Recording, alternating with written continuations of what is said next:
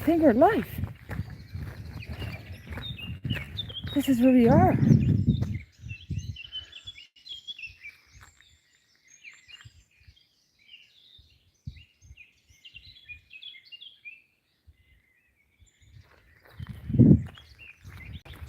I'm Anja. This here is Sean the Harp. This here is Jerry. And we are the Flouting Harper. And we are going from here to Jerusalem. Walking from West Cork to Jerusalem. With a harp on your back. As you do. Now, we're still on the Barrow Way.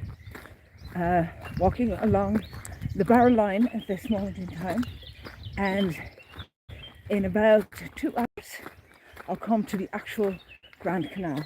So the Barrow line is a canal that was dug for the Guinness to move, I think, malt to the Guinness factory in Dublin from the Barrow. Now, I had a massive big lunch and I had to go and sit down there for a little while to digest a little bit. So I'm a little bit later than I thought I would be. Let me see, last update I did, yes, day 34, so the 5th of May. Today is the 7th of May. It is day 36 for me. Is it? Yeah, it is. And when we arrive now in Lowtown, we will be in the county of... Am I doing this right now? I am. We will be in the county of Dublin. Yeah. So we've had like a really exciting time. The last update I did, I got very tearful. I was talking about this stick, which was given to me by Michael Walsh, who made the stick from Donegal. And I got the name of the lady who made the art, Julie Sharpe, right. And of course, Danny Sheehy, who died when the Naomhóg of Tentes, or Naomhóg of Gobnait, sank in 2017. And I have a little piece of the hull of that boat in this stick, which was named Jerry. Jerry comes to Jerusalem. Now my brother was pointing out I shouldn't talk too much about Jerry because Sean the Harp might get a bit jealous. So what did we do on day 34? Day 34 I went to the Dara project in Athy to meet Tom again, who I had met in Clonmel. And in Clonmel I had said to Tom, it's very unlikely I'll go to Athy, but I'll take your number, and if I do, I will come and play at the Dara project. Now the Dara project is a facility by the HSE to help ex-addicts after they've come out of their rehab, so out of their 20 days kicking the habit, and it is a day program where they then can interact with different things and, you know, find a way back into society. Oh, I forgot to put off the sound. Will I do that now? Let me do that, and you can, in the meantime, look at the canal where we're walking by. Can I get off the sound? Let me see if I can do that. I can do that. There we go. There we go. Ah! Yes, we're back.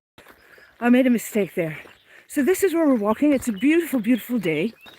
And so I was saying that, yeah, we went to play at the Dara project because after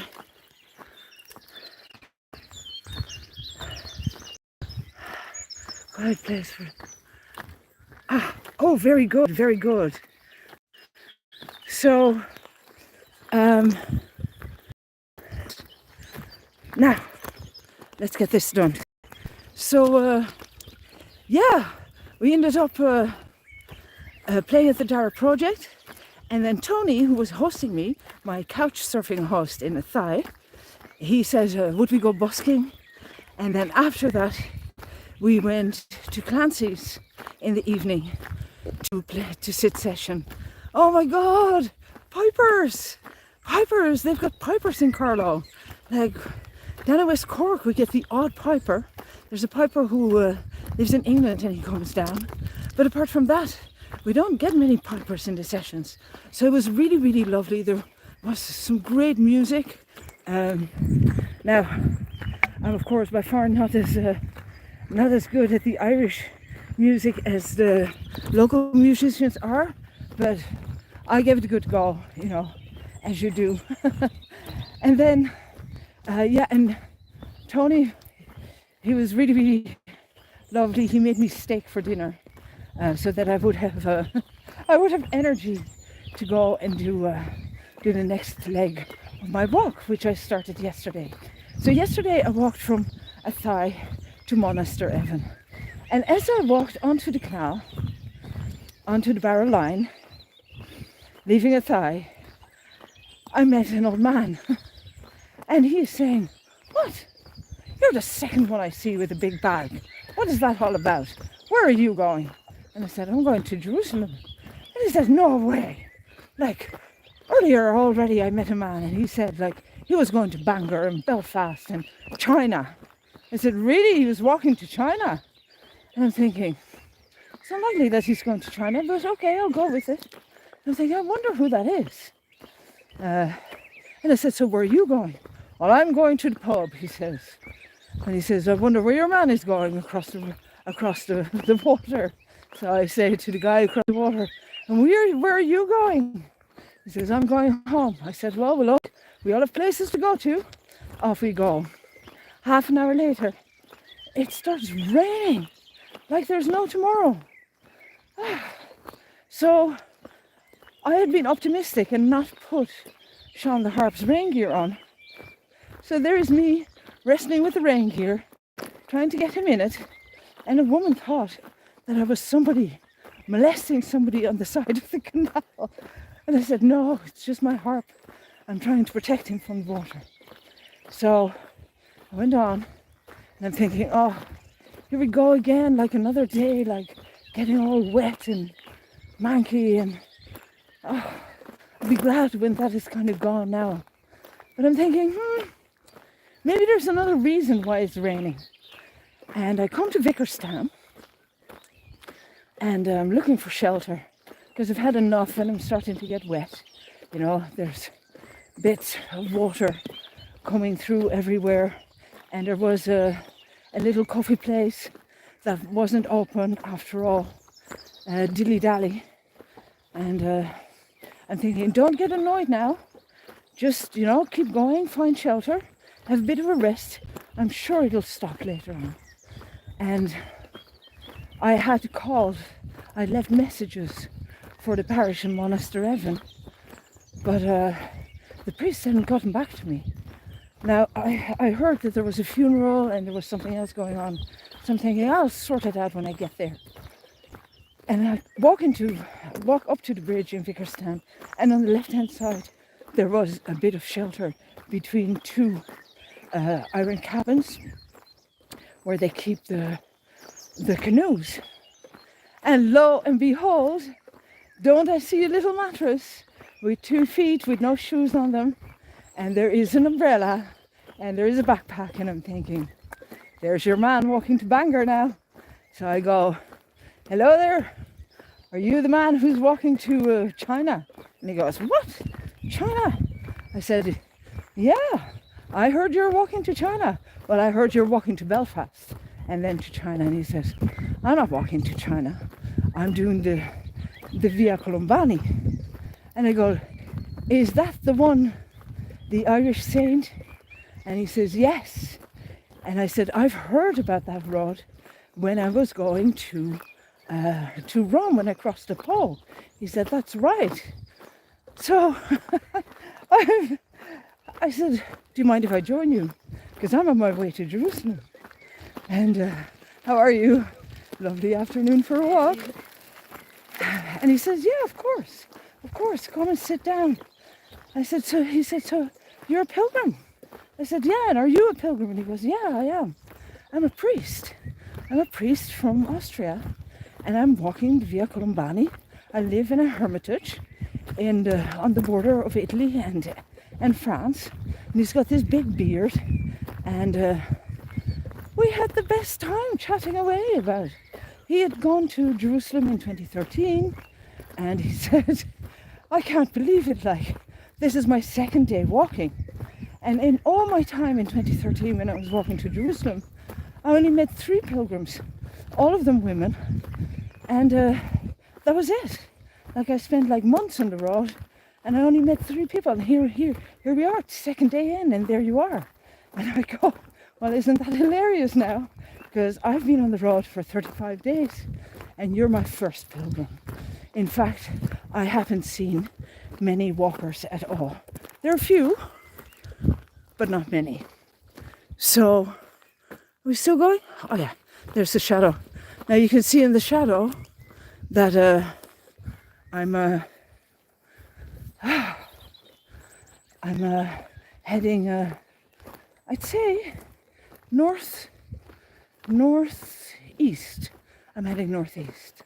So, we have our chat, and the rain stops, and we're getting into the whole thing about, priests, and he's telling me his stories, and I'm telling him my stories, and he's under pressure a little bit, so the way we walk and the things that are important on the road, and it was really, really good. It was really good to have those conversations, because I haven't been able to have any of those yet. And of course, he's a very experienced pilgrim.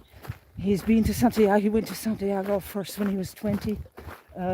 He was 44 years old. So that's double the experience that I have. And of course, I'm going to come through Austria. And he was saying, you can stay with my family there. That would be amazing. And we come to Monasterevin, because we start walking after the rain. And we get there.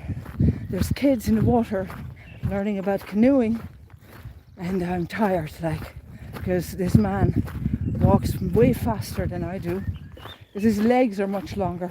And he was trying to be nice to me and keep pace at my pace. But, I'm not used to it anymore to be with other people.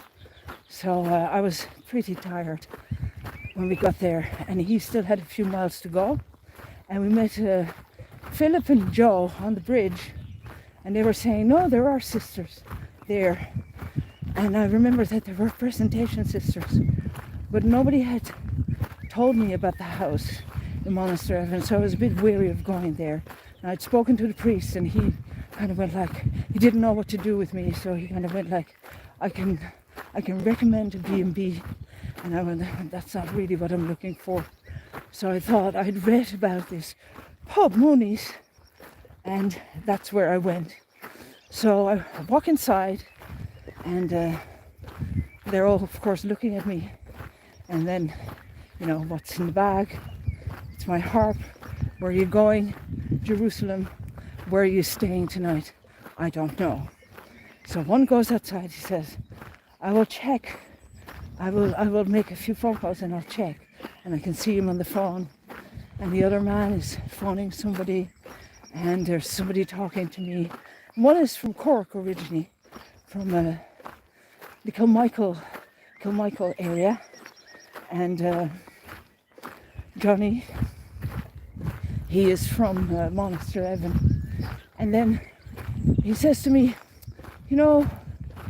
my sister is here, so I don't know. And then the sister arrives, Breda, and Breda's telling me she is going on Camino this month. So we're talking away, we're chatting away, and then after a while she says, you're coming to stay with us. And I'm going oh, thank you, this is amazing. And he go yeah, no, we can't leave you out. And I said, I can go and camp out in the park. No, they wouldn't hear of it. Now Johnny is the man behind the Bog Cottage.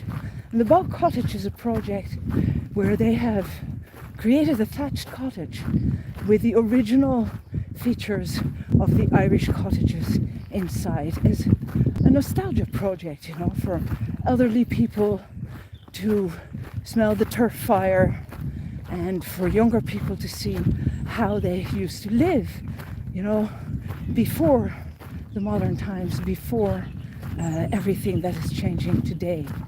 So it was wonderful hearing the stories, and there were sandwiches, and we had a few pints, and then we went back to the house. We had sandwiches. There was a bed there for me, and I got a big fry up this morning, and it was really, really lovely. And here we go again. There's people fishing. Yeah, there's people fishing here on the canal everywhere. And how are you? A lovely day. Are you catching anything? Yeah. Oh, are you writing? Look at you. Hey, Baba. So, now what was I saying?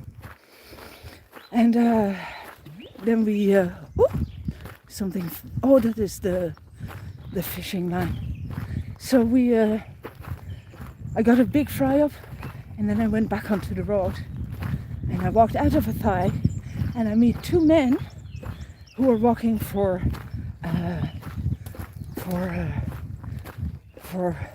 I think it was testicular cancer, from England, from London to Tipperary. So I was saying, I still have to read his story. How are you?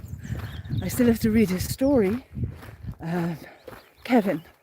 So I'll tag him here at the bottom of the video, because those are of course very good, very worthwhile fundraisers. And he has had some problems with his feet, and they had to change walking partners. And there's me trundling by with a harp. So the Blue Way, now Johnny and Breda had said that the Blue Way between Monasterevin and Rathangan wasn't open yet. But I met a guy who has been working on they have this path like this. So it's like soft, and it's for bicycles and for walkers. And it wasn't finished, so it was a bit rough. But he said, no, I could walk on it. And so I did. And I got to Rathangan. Now I had sent a message originally to Rathangan women's group, but I kind of made a balls of it. Because my phone does that sometimes, swipe. It had said, dear people of the Rathangan women's group. So I think they took offense and they never got back to me. But there was a mass kitchen, and they had iced coffee, and I ate a big bowl of salad and chips, and I was starving. I don't know why. I think that I haven't been drinking anything for quite a while. I had a pint there in the pub when we went to session, but that was it. And I think my body just isn't used to it anymore. So I was sweating. I was really sweating this morning. And then when I walked out of there to walk on, I felt so full that I had to take another break. So today is the 7th of May. It's day 36 of From Here to Jerusalem. And I will come to the end of my Kildare visit now at the end of the day in the next hour and a half. And I'll be in Lowtown, which is where the Barrow Line meets the Grand Canal. And I'll be listening to those birds and saying hello to cyclists, how are you, and other walkers. And tonight I have Tom again from Athy. He's organised that I can sleep in a caravan at a friend's boat. And I think there's a dinner waiting for me. So I get to eat even more. We were laughing yesterday, The priest was saying, Johannes, the priest, Father Johannes, I suppose I should say, he was saying, oh, when he went to Jerusalem, he had really eaten. He was doing the same as me. You know, you eat loads so you can lose a bit of weight, because you're going to lose weight. And already, like, my belt I wasn't able to, you know, put it on the last spot where I had it all the way to Rome while I'm there already. And when I you know, pull the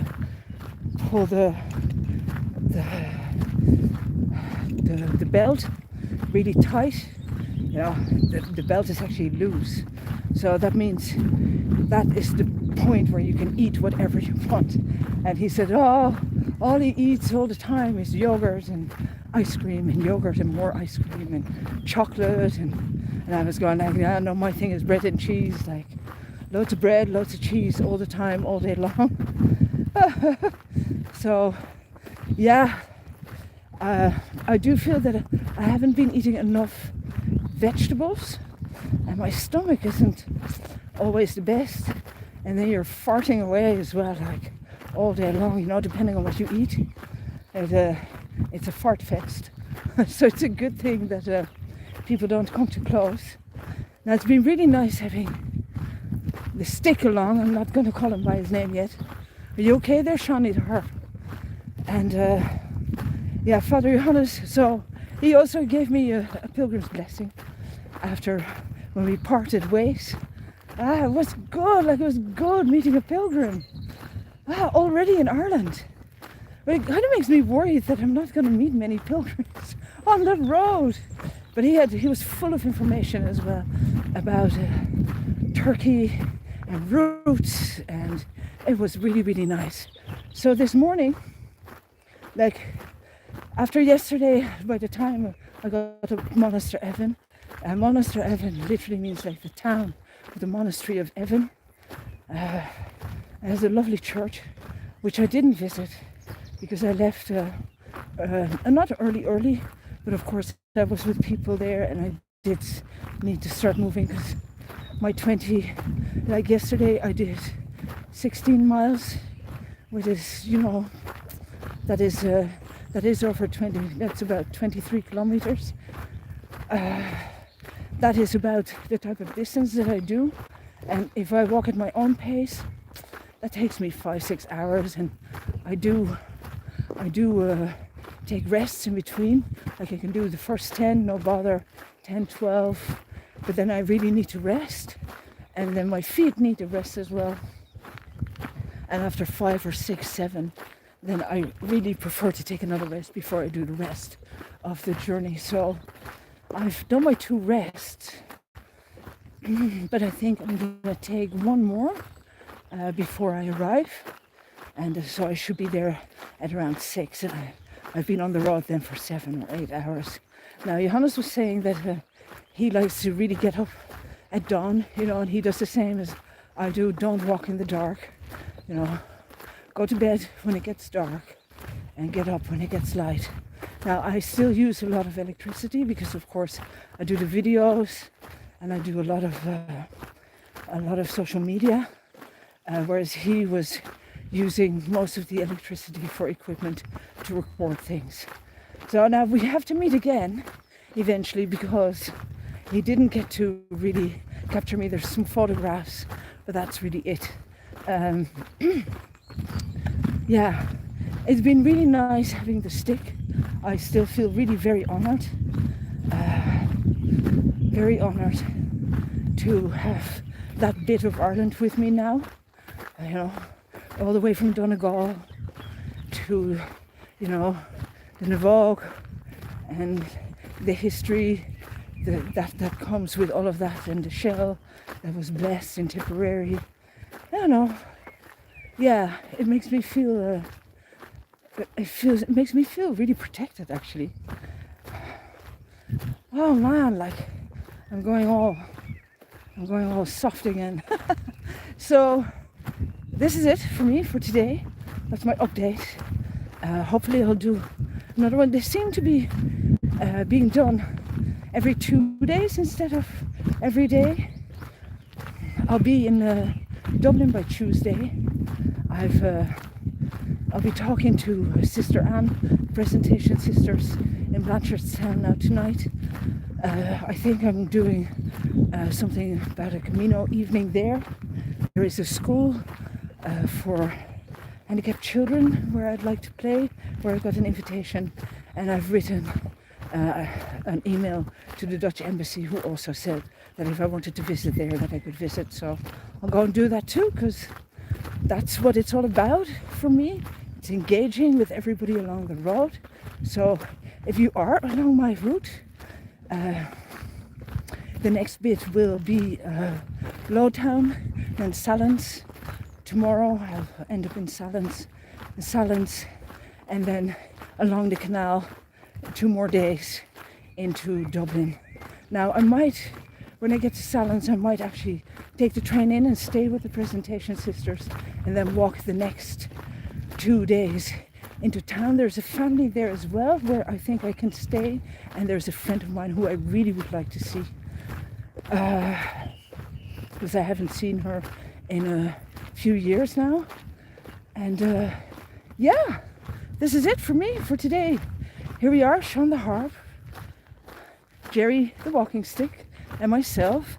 Together we are the Flatting Harper, and we're walking from here to Rome. Of course, if you're not subscribed to the channel, do subscribe. Go find us on Instagram, Facebook, Twitter, if that is your thing. I'll also be making TikToks. I'm very proud of myself that I am. Oh, and I've got one of my laces is open. And here comes the next dog. So I'll see you in the next video. Thank you very much for being here with me. Have a lovely day. And there we go. Oh. How are you? It's a lovely evening for a walk. Lovely, lovely. Now go do this thing.